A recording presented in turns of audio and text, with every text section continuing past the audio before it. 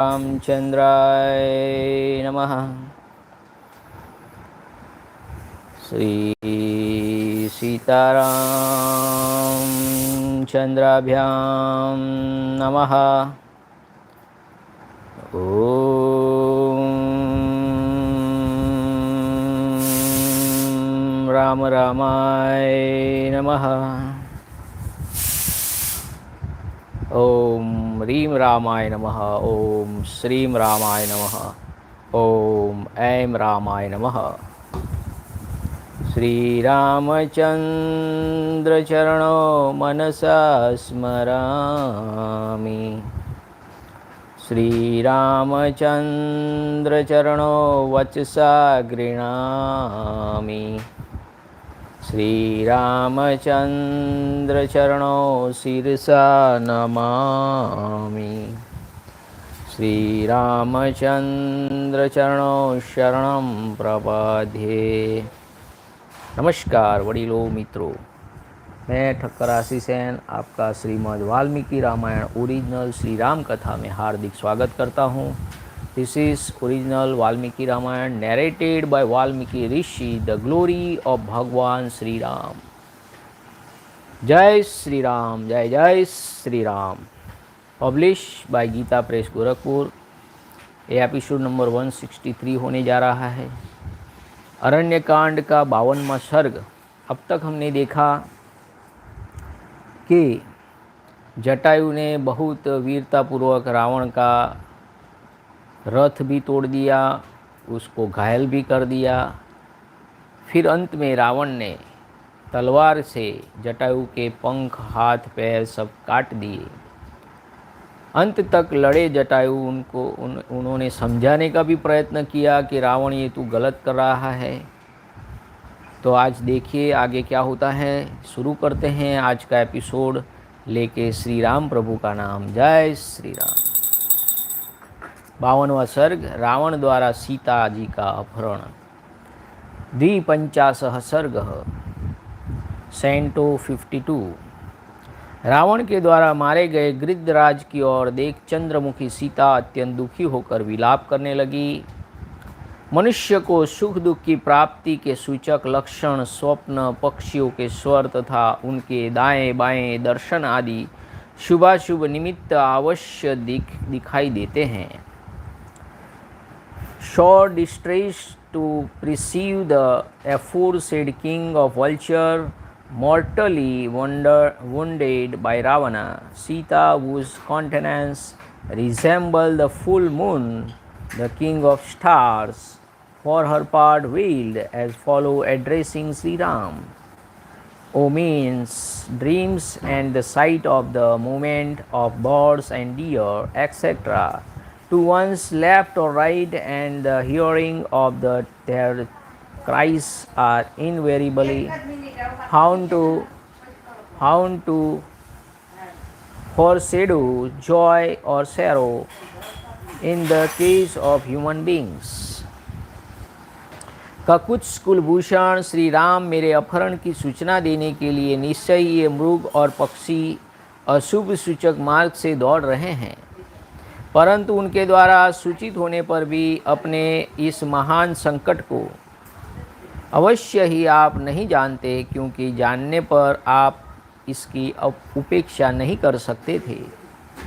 Surely, O Ram, you do not perceive the great calamity in the shape of my abdication which has befallen you, although deer and birds are moving in the direction forbidding evil in order to indicate my abdication, O season of Kakutsa. हा राम, मेरा कैसा अभाग्य है कि जो कृपा करके मुझे बचाने के लिए यहाँ आए थे, वे पक्षी प्रवर जटायु इस निशाचर द्वारा मारे जाकर पृथ्वी पर पड़े हैं। There is a lies on the ground, mortally wounded due to my misfortune, the bird Jatayu, who actually arrived here to rescue me out of compassion, O Ram. हे राम, हे लक्ष्मण, अब आप ही दोनों मेरी रक्षा करें। यों कहकर अत्यंत डरी हुई सुंदरी सीता इस प्रकार क्रंदन करने लगी जिससे निकटवर्ती देवता और मनुष्य सुन सके। Deliver me today O Ram, O season of Kakutsa and Lakshman, so did Sita, a lovely lady who was greatly alarmed, cry bitterly at such a pitch that those listening at close quarters at least might hear her. उनके पुष्पहार और आभूषण muscle कर छिन्न भिन्न हो गए थे। वे अनाथ की भांति विलाप कर रही थी। उसी अवस्था में राक्षस राज रावण उन विदेह कुमारी सीता की ओर दौड़ा, क्योंकि अभी तो वो जटायु के पास थी। वो रोने लगी थी जटायु के पास, तो रावण उस तरफ दौड़ा।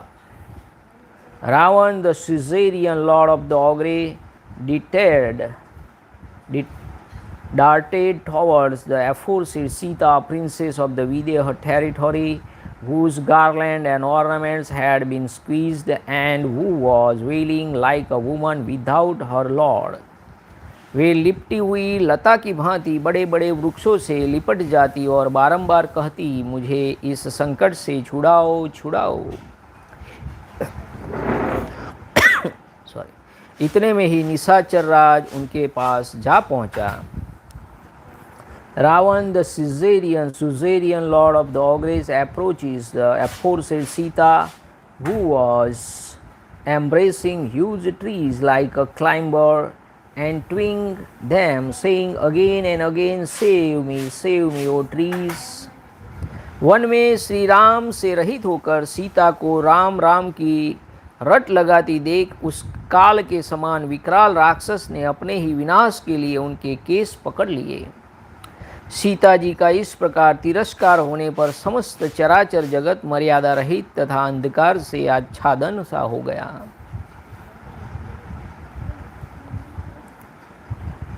For his destruction, the ogre who was resembled death, seized by the hair Sita, who was crying Ram, O Ram, bereft as she was of Shri Ram in the forest.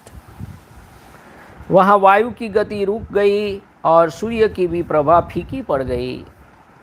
श्रीमान पितामह ब्रह्मा जी दिव्य दृष्टि से विदेह नंदिनी का वह राक्षस के द्वारा केशाकर्षण रूप अपमान देखकर बोले, बस अब कार्य सिद्ध हो गया।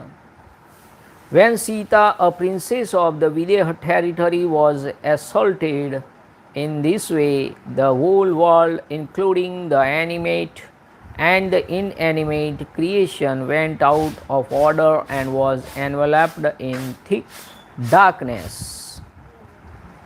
सीता जी के केसों का खींचा जाना देखकर दंडकारण्य में निवास करने वाले वे सब महर्षि मन ही मन व्यथित हो उठे।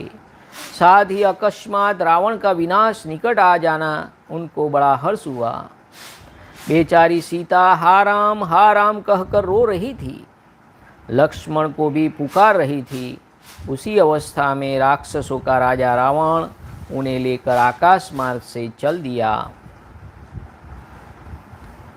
The wind did not blow at that moment, and the sun grew lustreless, receiving by his divine eye Sita, laid violent hands on by a Ravan, the glorious lord of Brahma, the grandfather of the entire creation, exclaimed, our purpose is accomplished. Seeing Sita seized by Ravan, all the great sages dwelling in the Dandaka forest and mentioned before felt agonized. They were also highly rejoiced to foresee the destruction of Ravan brought about as a matter of course. Nay, laying hold of Sita, who was crying Ram, O Lakshman, Ravan, the ruler of Ogre, rose to the skies. तपाए हुए सोने के आभूषणों से उनका सारा अंग विभूषित था। वे पीली रंग की रेशमी साड़ी पहने हुए थी। अतः उस समय राजकुमारी सीता सुदामा पर्वत से प्रकट हुई विद्युत के समान प्रकाशित हो रही थी। with her limbs possessing the hue of her ornaments of molten gold and clad in yellow silk. The princess of her for her part shone like a lightning athwart a cloud. उनके फहराते हुए पीले वस्त्र से उपलक्षित रावण दावानल से उद्दासित होने वाले पर्वत के समान अधिक शोभा पाने लगा था. Because of her yellow garments being shaken violently by the wind, Ravan shone all the more brightly like a mountain illuminated by a fire. उन परम कल्याणकारी कल्याणी विदेह कुमारी के अंगों में जो कमल पुष्प थे, उनके किंचित अरुण और सुगंधित दल बिखर बिखर कर रावण पर गिरने लगे. The coppery and the fragrant petal of lotus dropping from the person of the aforesaid supremely blessed Sita, a princess of the Videha territory, covered Ravana. आकाश में उड़ता हुआ उनका सुवर्ण के समान कांतिमान रेशमी पीताम्बर संध्या काल में सूर्य की किरणों से रंगे हुए ताम्र वर्ण के मेघखंड की भांति शोभा पाता था. Neither shaken violently in the air, her silken garment possessing a golden hue shone like a cloud rendered coppery by the sun's ray at dusk. आकाश में रावण के अंग में स्थित सीता का निर्मल मुख श्री राम के बिना नाल रहित कमल की भांति शोभित नहीं होता था. Lying in the lap of Ravan in the air, that fair countenance of Sita did not shine bereft as it was of Sri Ram, any more than a lotus detached from its silk stalk. सुंदर ललाट और मनोहर केशों से युक्त कमल के भीतरी भाग के समान कांतिमान, चेचक आदि के दाग से रहित, श्वेत निर्मल और दीप्तिमान, दांतों से अलंकृत तथा सुंदर नेत्रों से सुशोभित सीता जी का मुख आकाश में रावण के अंग में ऐसा जान पड़ता था मानो मेघों की काली घटा का भेदन करके चंद्रमा उदित हुआ हो. Marked with a fair brow, lovely looks and charming eyes, and resembling the interior of a lotus in hue, nay, devoid of scars and adorned with white, entirely spotless and brilliant teeth, her countenance placed in the lap of Ravana in the air resembled the moon emerged after splitting a cloud. चंद्रमा के समान प्यारा दिखाई देने वाला सीता जी का वह सुंदर मुख तुरंत का रोया हुआ था. उनके आंसू पोंछ दिए गए थे. उसकी सुघड़ नासिका तथा तांबे जैसे लाल लाल मनोहर ओठ थे. आकाश में वह अपनी सुनहरी प्रभा बिखेर रहा था तथा राक्षस राज के वेग पूर्वक चलने से उसमें कंपन हो रहा था. इस प्रकार वह मनोहर मुख भी श्री राम के बिना उस समय दिन में उगे हुए चंद्रमा के समान शोभाहीन प्रतीत होता था. Shaken with fear of Ravan, the ruler of ogres, the lovely face of Sita, which had just burst into tears, although her tear had been wiped off, nay, which was pleasing like the moon to look upon, was marked with a shapely nose and beautiful coppery lips, and possessed a golden hue, did not look charming in the heavens in the absence of Sri Ram any more than the moon rays during the day. Mithilesh कुमारी सीता का श्री अंग सुवर्ण के समान दीप्तिमान था और राक्षस राज रावण का शरीर बिल्कुल काला था. उसकी गोद में वे वैसी जान पड़ती थी मानो काले हाथी को सोने की करधनी पहना दी गई हो. Confined in the lap of the dark-bodied Ravan, the suzerain lord of Ogre, the said princess of Mithila, who possessed a golden hue, shone brightly like a wreath of golden round a dark blue elephant. कमल के केसर की भांति पीली एवं सुनहरी कांति वाली जनक कुमारी सीता तपे हुए सोने के आभूषण धारण किए रावण की पीठ पर वैसे ही शोभा पा रही थी जैसे मेघमाला का आश्रय लेकर बिजली चमक रही हो. Nearing Ravana's back, the sweet daughter of Janak, who possessed a yellowish hue resembling the filaments of a lotus and was bright as golden, nay, who was adorned with jewels of refined gold, shone like lightning flashing athwart a cloud. विदेह नंदिनी के आभूषणों की झनकार से राक्षस राज रावण गर्जना करते हुए निर्मल नील मेघ के समान प्रतीत होता था. Due to the jingling of ornaments of the aforesaid Sita, a princess of the Videha territory, the king of ogres appeared like a clear dark blue resembling rain cloud. हर कर ले जाई जाती हुई सीता के सिर से उनके केसों में गूथे हुए फूल बिखर बिखर कर सब और पृथ्वी पर गिर रहे थे. While Sita was being borne away, a shower of flowers dropped from her head, rained on all sides on the earth's surface. चारों ओर होने वाले वह फूलों की वर्षा रावण के वेग से उठी हुई वायु के द्वारा प्रेरित हो फिर उस दशानन पर ही आकर पड़ती थी. Reached on all sides by the tempest released by the vehemence of Ravan, however, the rain of blossom covered the 10-headed monster once more. Kuber के छोटे भाई रावण के ऊपर जब वह फूलों की धारा गिरती थी उस समय ऊंचे मेरु पर्वत पर उतरने वाली निर्मल नक्षत्रमाला की भांति शोभा पाती थी.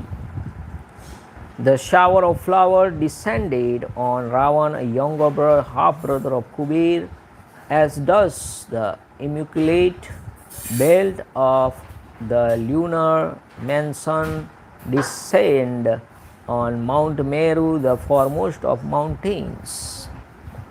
विदेह नंदिनी का रत्न जटित नूपुर उनके पास उनके एक चरण से खिसक कर विद्युत मंडल के समान पृथ्वी पर गिर पड़ा.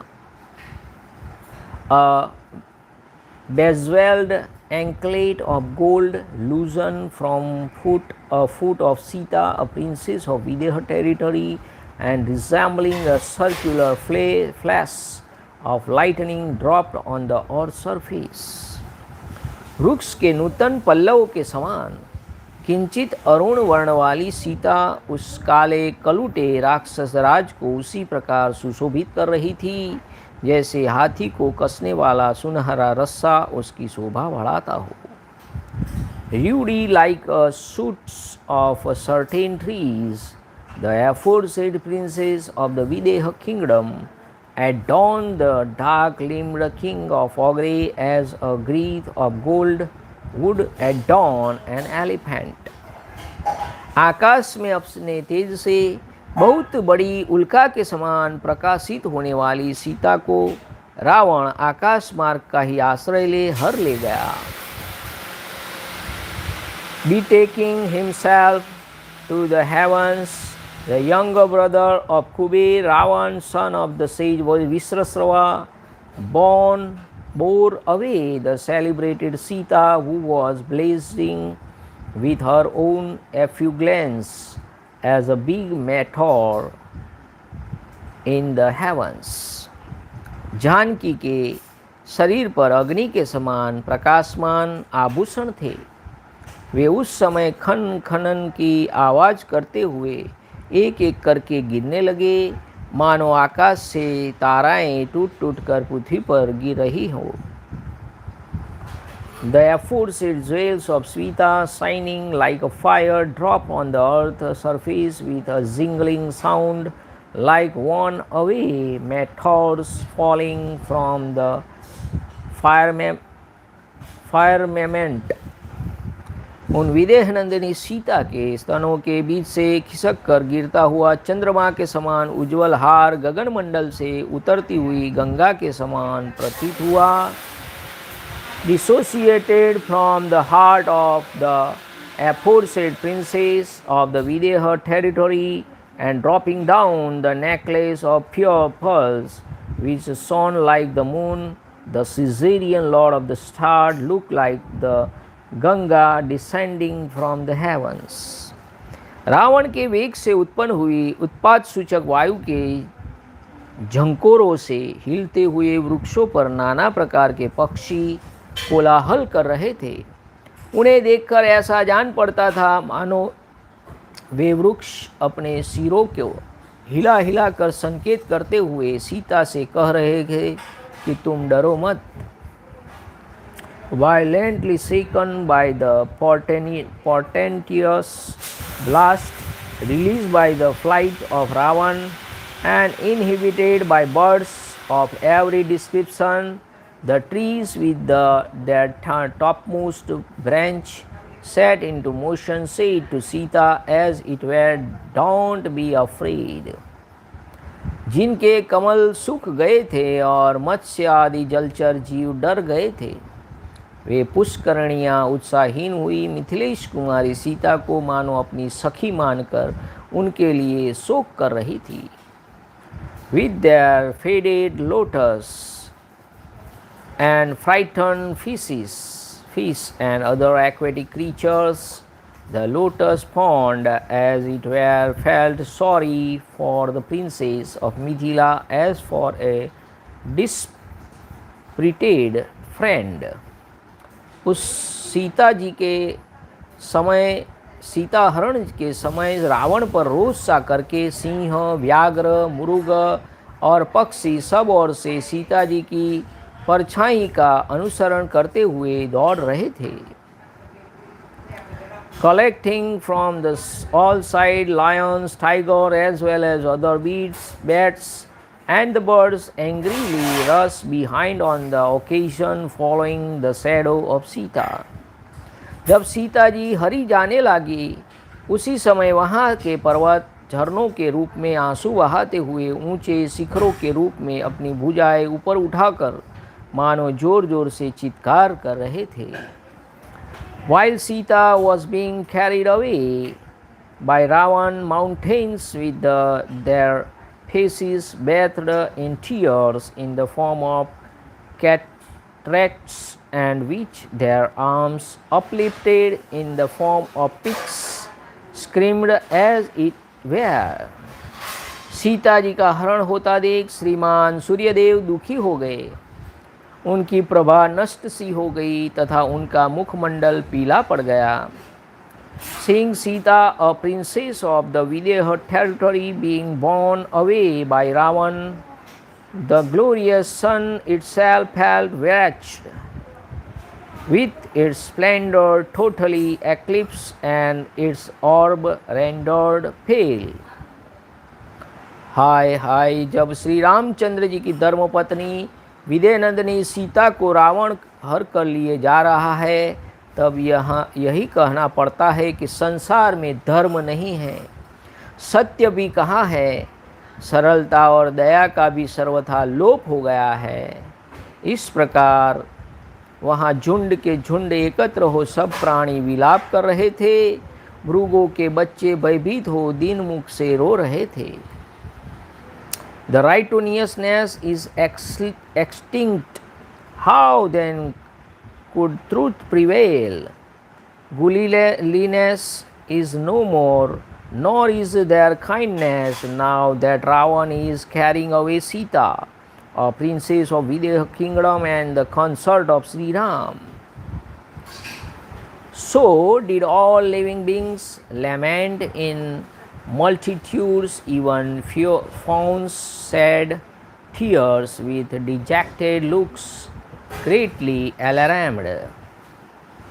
श्री राम को जोर जोर से पुकारती और वैसे भारी दुख में पड़ी हुई सीता को अपनी विलक्षण आँखों से बारंबार देख देख कर भय के मारे वन देवताओं के अंग थर थर काँपने लगे। विदेह नंदिनी की मधुर स्वर में हा राम हा लक्ष्मण की पुकार करती हुई बारंबार भूतल की ओर देख रही थी। उनके केस खुलकर सब और फैल गए थे और ललाट की बेदी मिट गई थी। वैसी अवस्था में दशग्रीव रावण अपने ही विनाश के लिए मनस्विनी सीता को लिए जा रहा था। Seeing Sita fallen in great distress as aforesaid and uttering a loud cry and looking at her again and again with eyes shone of their lustre, the deities presiding over the forest found their limbs seized with a violent tremor through fear of Ravana. To his own destruction, Ravan, the 10-headed monster, however, carried away the aforesaid princess of the Videha territory, the strong-minded lady who was crying in sweet assent, Lakshman, O Ram, and repeatedly looking towards the earth's surface, whose hair had got dishevelled and whose auspicious mark on the aforesaid had affected. उस समय मनोहर दांत और पवित्र मुस्कान वाली मिथिलेश कुमारी सीता जो अपने बंधुजनों से बिछुड़ गई थी, दोनों भाई श्री राम और लक्ष्मण को न देखकर भय के भार से व्यथित हो उठी। उनके मुखमंडल की कांति फीकी पड़ गई थी। Bereft of her own kin and failing to perceive both Sri Ram, a season of Raghu, and Lakshman, the aforesaid princess of Mithila, for her part, who had beautiful teeth and was distinguished by a bright smile, was oppressed by the weight of fear and her face grown pale. इस प्रकार श्री वाल्मीकि निर्मित आर्ष रामायण आदि काव्य के अरण्य कांड में 52वां सर्ग पूरा हुआ। इत्यार्षे श्रीमद् रामायणे वाल्मीकि आदि काव्ये अरण्य कांडे 52 सर्गः। Thus ends Canto 52 in the Aranyakand of the glorious Ramayana of Valmiki, the work of the Rishi and the oldest epic. जय श्री राम। अब एक छोटा सा 53वां सर्ग, छोटा सा सीता जी का रावण को धिक्कारना। 53 सर्गः। Canto 53 सीताजी रिप्रोचिस रावण। रावण को आकाश में उड़ते देख मिथिलेश कुमारी जानकी दुखमग्न हो गई और अत्यंत उद्विग्न हो रही थी। वे बहुत बड़े भय में पड़ गई थी। रोष और रोदन के कारण उनकी आंखें लाल हो गई थी। हरी जाती हुई सीता करुणाजनक स्वर में रोती हुई उस भयंकर नेत्र वाले राक्षस राज रावण से इस प्रकार बोली। Distressed and greatly alarmed to see the aforesaid Ravan, the Caesarean lord of the augury, of fearful eyes raising to the heavens, Sita, a princess of Mithila and daughter of Janak, who was involved in a great risk of losing her honor and chastity, and whose eyes had grown red through indignation and weeping, spoke to him as follows, carrying piteously while being borne away through the sky. ओ नीच रावण, क्या तुझे अपने इस कुकर्म से लज्जा नहीं आती है जो मुझे स्वामी से रहित अकेली और असहाय जानकर चुराए लिए भागा जाता है? Do you not feel ashamed of this act, O vile Ravana, you who havingly stealthily abducted me, knowing me to be alone, are fleeing away like a coward? You are coward. Ravan को ऐसा सीता जी कह रहे, हे दुष्टात्मन, तू बड़ा कायर और डरपोक है। निश्चय मुझे हर ले जाने की इच्छा से तूने ही माया द्वारा मृग रूप में उपस्थित हो मेरे स्वामी को आश्रम से दूर हटा दिया है। Seeking to abduct me, surely it was you alone, O evil-minded fellow, who caused my husband to be lured away by an ogre approaching in the disguise of a deer through conjuring trick, timid as you are. मेरे ससुर के सखा वे जो बूढ़े जटायु मेरी रक्षा करने के लिए उद्यत हुए थे, उनको भी तूने मार गिराया। Even the yonder aged Jatayu, the king of vulture, a friend of my father-in-law, who actually strove to rescue me, lies killed there.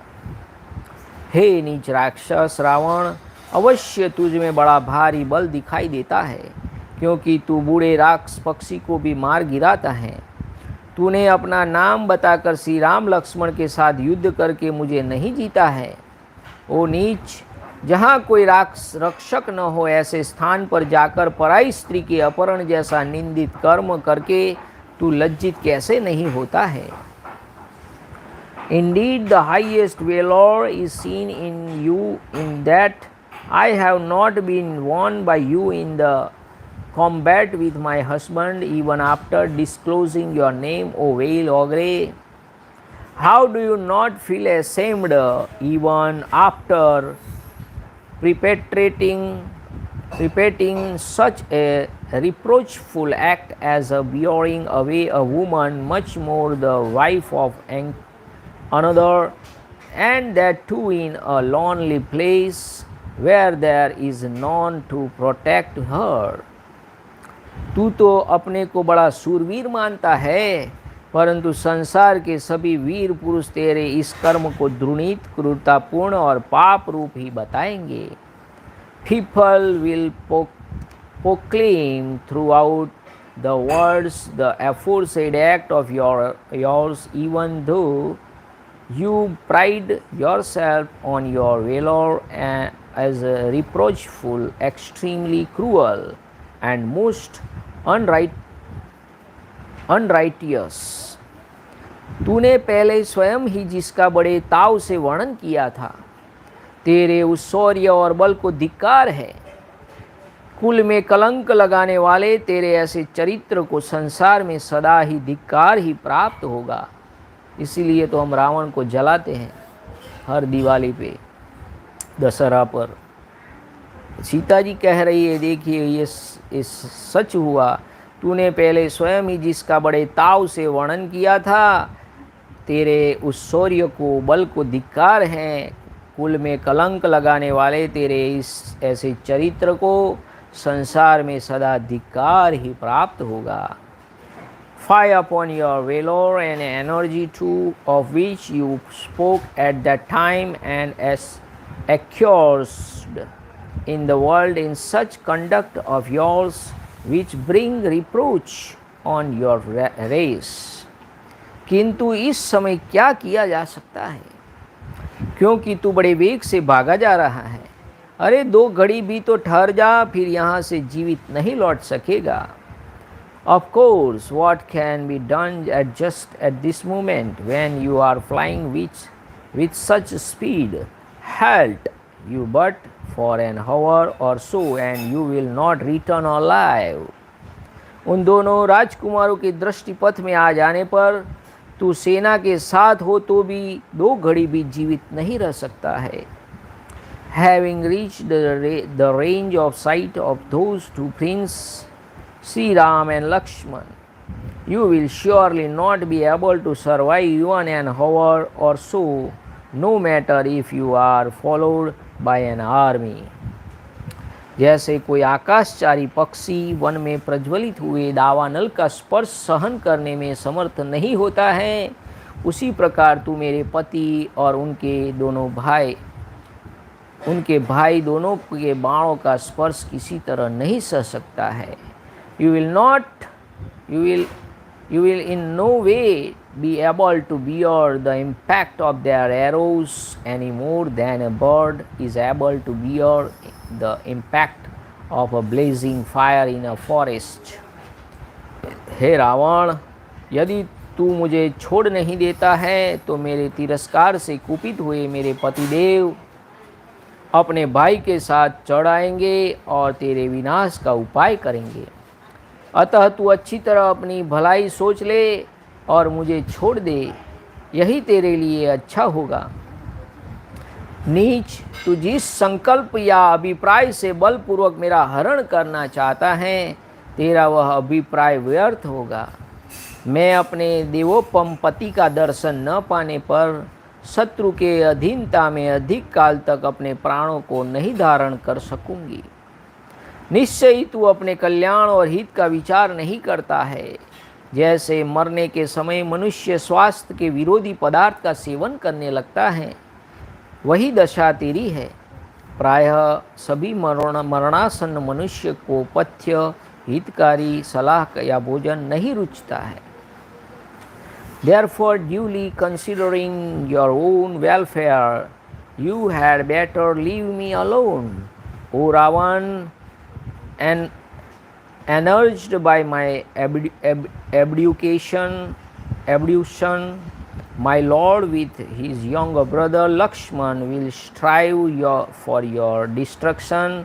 If you do not let me go, your sinister purpose for which you seek to bear me away by force, O mean fellow, will undoubtedly prove infructuous. For if when the fallen into the clutches of an enemy I fail to behold my husband who waves with gods, I shall not be able to sustain my life for long. Surely you do not look to your own immediate good or your lasting good, and even as a man who has reached the hour of death realizes objects which run counter to his interest, you also do the same. As a rule, that which is good for one's health does not find favor with all those who are about to die. हे निशाचर, मैं देखती हूँ तेरे गले में काल की फांसी पड़ चुकी है।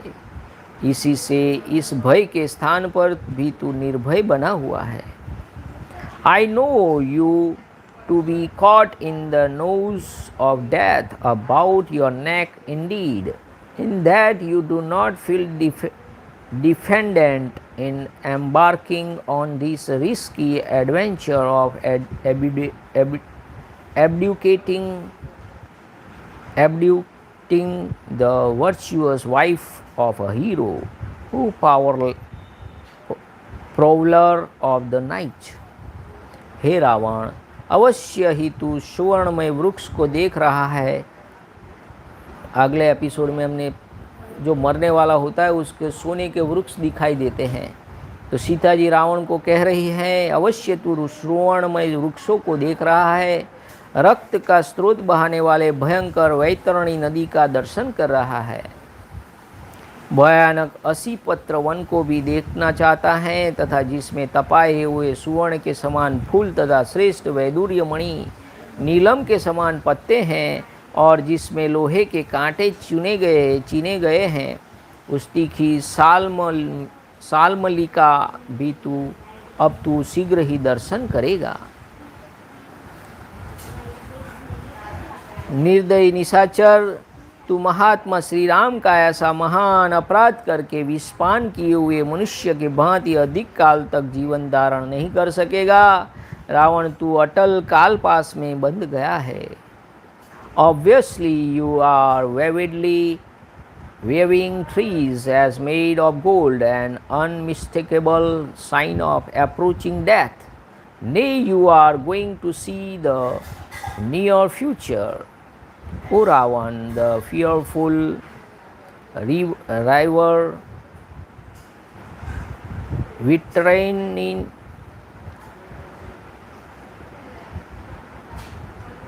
carrying a flood of blood in place of water, as well as the dreadful grove known by the name of Ashish, a hell of this name depicted as consisting of a cluster of trees of shrubs with leaves sharp edged as sword, and will behold a dented slamel, a silk cotton tree containing flowers of headed gold and leaves of excellent cat's eyes gems, and bristling with throne of steel, having done such a grievous wrong to the high souled Sri Ram, you shall not be able to survive long any more than on drinking poison. O merciless ogre, you are caught in the nose of death, which is difficult to repulse. O Ravana, मेरे महात्मा पति से बचकर तू कहाँ जाकर शांति पा सकेगा, जिन्होंने अपने भाई लक्ष्मण की सहायता के लिए बिना ही युद्ध में पलक मारते मारते 14,000 राक्षसों का विनाश कर डाला था। वे संपूर्ण अस्त्रों का प्रयोग करने में कुशल बलवान श्री वीर रघुनाथ जी अपनी प्यारी पत्नी का अपहरण करने वाले तुझ जैसे पापी को तीखे बाणों द्वारा क्यों नहीं काल के गाल में भेज देंगे। रावण के चुंगल में फंसी हुई इस विदेह राजकुमारी सीता भय और शोक से व्याकुल हो ये तथा और भी बहुत से कठोर वचन सुनकर करुण स्वर में विलाप करने लगी। Transferred to which place will you get shelter from the rage of my high-minded husband?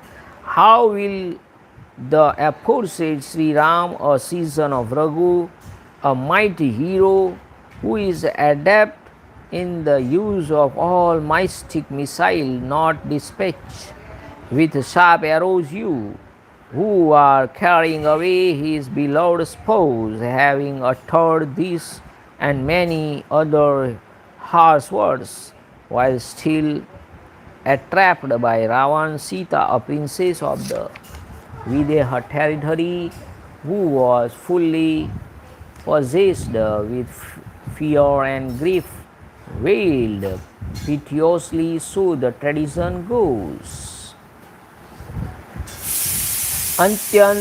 अत्यंत दुख से आतुर हो विलाप पूर्वक बहुत सी करुणाजनक बातें कहती और छूटने के लिए नाना प्रकार की चेष्टा करती हुई तरुणी भामिनी राजकुमारी सीता को वह पापी निशाचर हर ले गया। उस समय अधिक बोझ के कारण उसका शरीर कांप रहा था। The valiant, however, continued to bear away the lovely and youthful princess, who was talking much in the pathetic tone in the wake of crying, so distressed as she was, and was struggling hard all the time to get release, although a tremor ran through his limbs.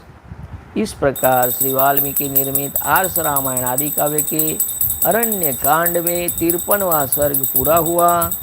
इत्यादि से श्रीमद् रामायणे वाल्मीकि आदि काव्ये अरण्य कांडे 53 सर्गः।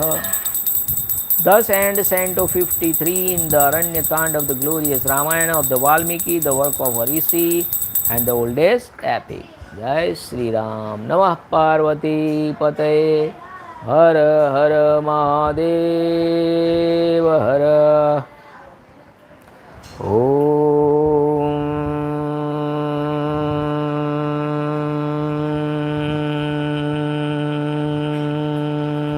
नमो रामचंद्राय नमः।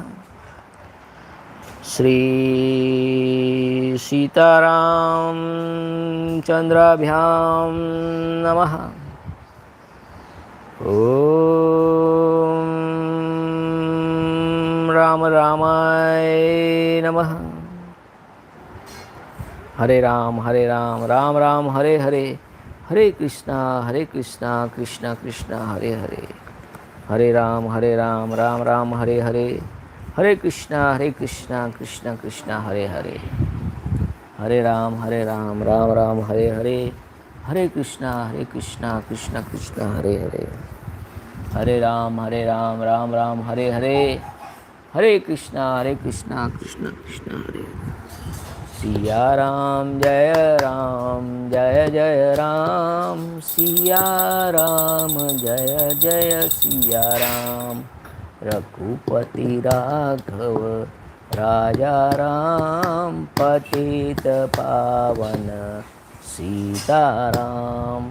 श्री राम जय जय राम, श्री राम जय जय राम, श्री राम जय जय राम, श्री राम जय जय राम, श्री राम जय जय राम, श्री राम जय जय राम, श्री राम जय जय राम, श्री राम जय जय राम, श्री राम जय जय राम, श्री राम जय जय Ram. Jai Shri Ram, Jai Shri Ram. Thanks for watching, like share and subscribe. Thank you. जय श्री राम, जय महाराज।